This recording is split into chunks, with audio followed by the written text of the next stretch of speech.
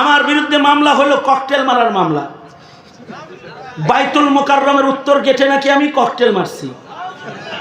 আমি আপনাদেরকে সাক্ষী রেখে খোদার কসম করে বলতে পারি, আমি এখনো ককটেল সচক্ষে দেখি নাই। হ্যাঁ, দেখি নাই, আমি দেখি নাই ককটেল সচক্ষে, আমি দেখি নাই।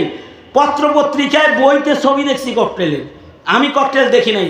আমার নামে ককটেল মারা মামলা আছে, আমার নামে গাড়ি পোড়ানোর মামলা আছে।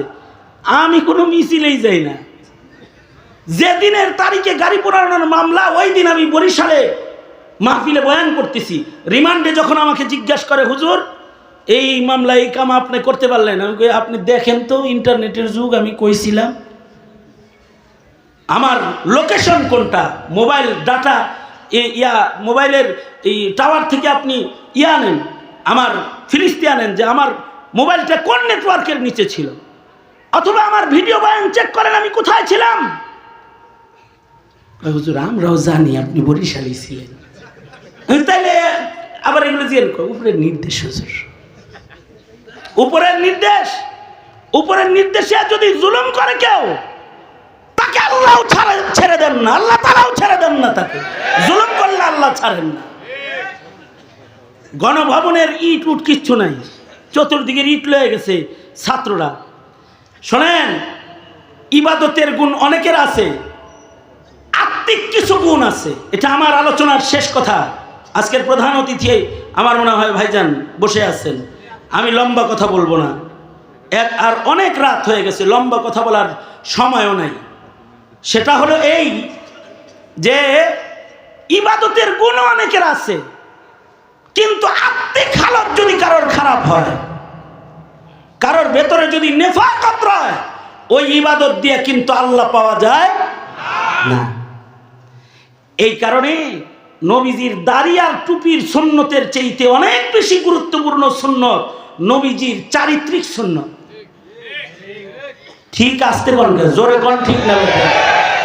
দাড়ি টুপি তো মুনাফিকের কাছেও ছিল, যারা মসজিদে নববীতে নামাজ পড়েছে, কিন্তু তাদের মধ্যে নবীর আত্মিক সুন্নত ছিল না। নবীর আত্মিক সুন্নত যদি কারোর ভেতরে না থাকে, তখন তার মূল্য প্রতিষ্ঠা হয় না। এ কারণে হিংস্রতা না, মানুষ হত্যার রাজনীতি না, রক্তপাতের রাজনীতি না। মনে রাখবে, পৃথিবীর কেউ দেখে না, একজন দেখে যে ইলিয়াস আলীরে কে গুম করছে। শাপলার রক্ত রাতের অন্ধকারে গরম পানি দিয়ে কারা ধুইছে কেউ জানে না। সব সিসি ক্যামেরা কাটা থাকলেও একজনের সিসি ক্যামেরা চালু ছিল। তিনি কে? আওয়াজ করে জোরে বলেন। তিনি এই সব ফাঁস করবেন। বিচার একদিন সবার হবে। সেদিনের আদালতের কথা চিন্তা করা উচিত, চিন্তা করে তওবা করা উচিত। আমাদের আওয়ামী লীগের ভাই যারা আছেন, তাদেরকে আমরা একটা আবেদন জানাই, সেটা হলো এই, তওবা করে আল্লাহ, তওবা করেন, তওবা করেন, তওবা করেন আল্লাহর কাছে। আল্লাহর কাছে তওবা করলে আল্লাহর পক্ষ থেকে এলান আছে, গুনাহ যত বড়ই হোক, আল্লাহর ক্ষমাটা অনেক বড়। আল্লাহু আকবার। আল্লাহ তাআলা 100 খুনের আসামিকেও মাফ করেছে।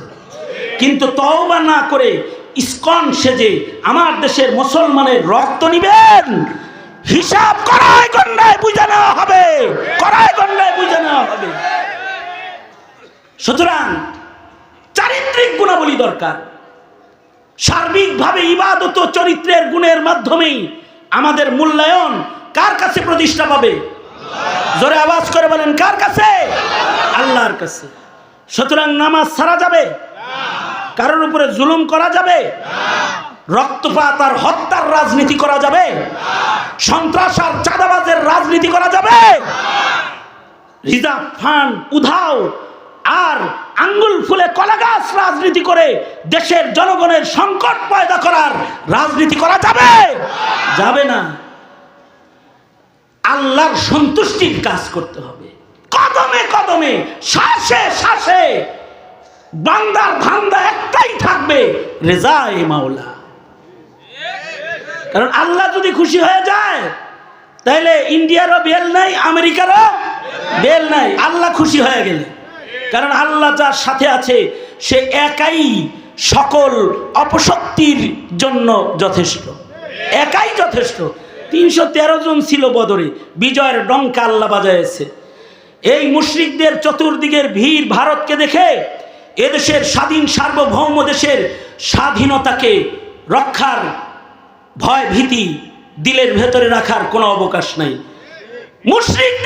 মুশরিকদের তো বাঁচার ধান্দা, আর মুসলমানের হলো মরার ধান্দা, মরার ধান্দা। মুসলমানরা স্বাধীনতা রক্ষায় জীবন দিবে, কিন্তু কারোর কাছে দেশ মর্গেজ রাজনীতি তারা করবে না। দেশ মর্গেজ রাজনীতি না, দেশ রক্ষার রাজনীতি। জিন্দেগির প্রতিটি পড়তে পড়তে আল্লাহ পাকের সন্তুষ্টি তালাশের মাধ্যমে আল্লাহ আমাদের সবাইকে আল্লাহর গোলাম হওয়ার তৌফিক দান করুন। আমিন বলেন জোরে করে।